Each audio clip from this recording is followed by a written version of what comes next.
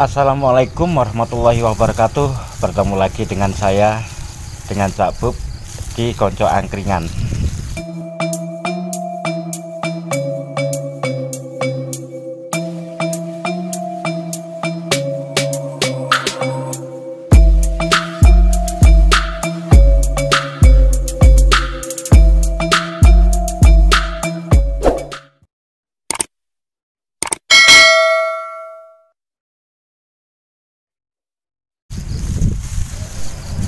Oke sobat, kali ini saya akan mereview tanaman melon saya yang saya kasih pupuk dengan kompos yang terbuat dari atau terhasil dari jeramai. Hasilnya cukup bagus dan cukup menawan. Kalau ada lubang-lubang seperti ini memang ya ada lubang, karena sampai saat ini tanaman melon saya ini saya perlakukan full organik. Jadi kalau ada lubang itu wajar. Sedangkan pupuk yang saya gunakan adalah pupuk kompos yang terbuat dari jeramai. Kandungan unsur haranya yang cukup bagus dan super lengkap, maka sangat cocok kita gunakan sebagai pupuk untuk tanaman kita. Makanya jika Anda mempunyai jerami yang banyak, jangan dibakar, karena kalau jerami dibakar banyak unsur-unsur utama diantaranya akan ikut terbakar dan hilang.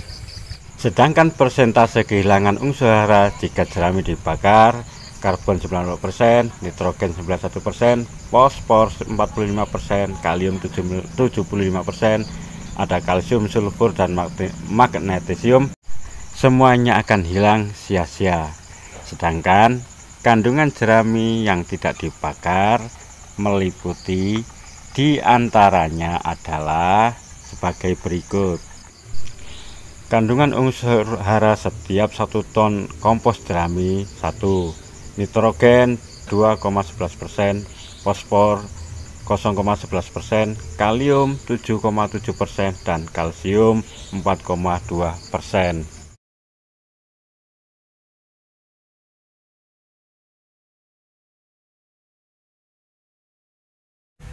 Sebelum saya membuat bedengan ini, terlebih dahulu saya kasih jerami yang masih basah. Kemudian kami tanam di dalamnya. Dan sebulan kemudian baru saya perlakukan penanaman buah melon ini. Karena jerami itu sangat mudah terurai dan sangat cepat untuk menjadi kompos. Jadi hanya dalam waktu sebulan jerami itu sudah menjadi kompos. Beda kalau dengan daun pisang seperti ini. Daun pisang ini cukup lama, mungkin bisa sampai 2 bulan baru bisa terurai dan menjadi kompos. Dan ini saya fungsikan untuk sebagai mulsa.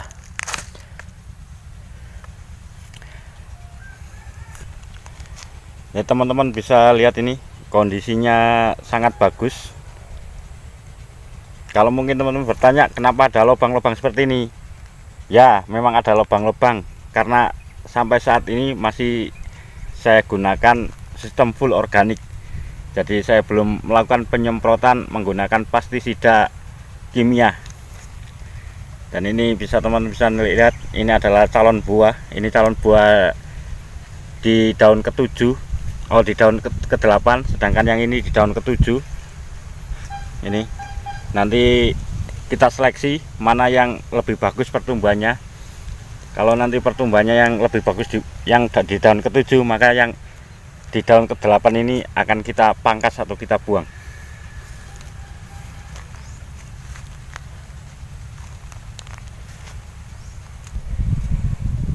Dan teman-teman juga jangan salah cara pengaplikasikannya jika menggunakan jerami sebagai pupuk dasar. Jika jeramainya itu masih basah, jangan ditanam, tapi sebaiknya dibuat mulsa seperti ini. Dibuat mulsa, tapi ini sekedar contoh, tapi ini saya menggunakan daun pisang. Dan jika jeramainya kering, maka bisa dilakukan penanaman di dalam bedengan. Jadi jeramainya kita gunakan pupuk dasar. Sedangkan jika kita gunakan sebagai mulsa, maka fungsi jeramai kita gunakan sebagai pupuk susulan. Kira-kiranya seperti itu. Jadi ini masih full organik, tetapi pertumbuhannya sangat bagus, sangat hijau, daun-daunnya cukup lebar. Bisa teman-teman lihat.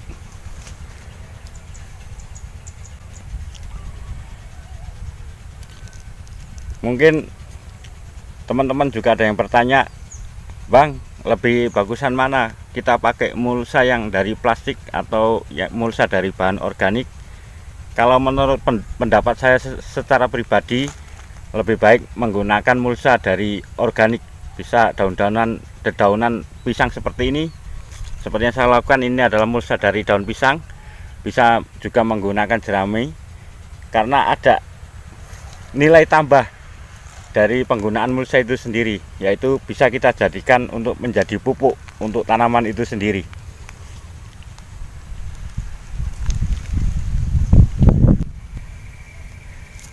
Seperti halnya dengan buah semangka ini, kalau teman-teman bisa lihat, nah ini semua saya kasih mulsa dari bahan organik,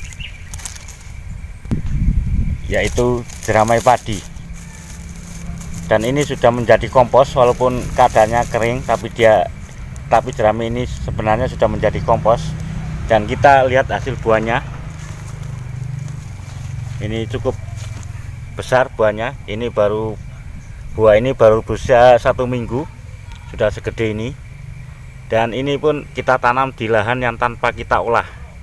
Jadi teman-teman bisa lihat, ini adalah lahan yang tanpa kita olah terlebih dahulu, sehingga rumput apapun tumbuh di atasnya, tetapi tanamannya tetap tumbuh subur. Ini teman-teman bisa lihat ini. Sampai saat ini saya belum melakukan pemberian pupuk kimia apapun. Kami hanya mengandalkan kompos atau mulsa dari jeramai padi ini. Jadi jeramai padi ini saya gunakan untuk menjadi mulsa, untuk menutup batang utamanya, sehingga nutrisi atau unsur hara tanaman semangka ini tercukupi.